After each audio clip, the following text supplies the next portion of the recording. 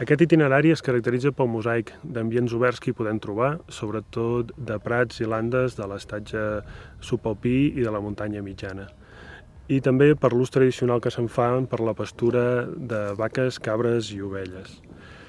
L'interès d'aquesta estació rau en la gran diversitat lepidopterològica que hi trobem i sobretot perquè trobem un gran nombre d'espècies lligades a aquests ambients oberts que estudis recents han demostrat que són espècies que es troben amb important regressió a nivell europeu.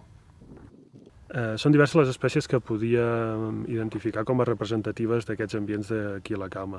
Potser les que són més espectaculars per la seva coloració o vol i la mida són les del gènere Arginis. Concretament, la Dipe i la Glaja són més típiques d'aquests ambients oberts. Tanmateix, també hi trobem la Pàfia i totes elles tenen com a plantes nutrícies les violes.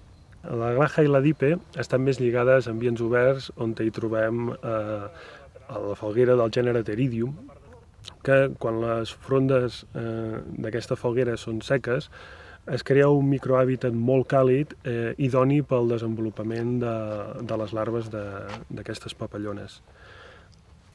Les erugues normalment el que fan és posar-se sobre aquestes frondes seques per agafar calor. Realment és molt gratificant. Ara, a tall d'anècdota, també comentar que hi ha unes setmanes, finals de juliol, principis d'agost, que pel nombre d'espècies i d'exemplars arriba a ser estressant, però senzillament a tall d'anècdota. A nivell humà, doncs, m'ha permès conèixer gent molt diversa que a vegades poques coses tenim en comú, però el que sí que tenim és aquesta atracció per les papallones i el seu fascinant món.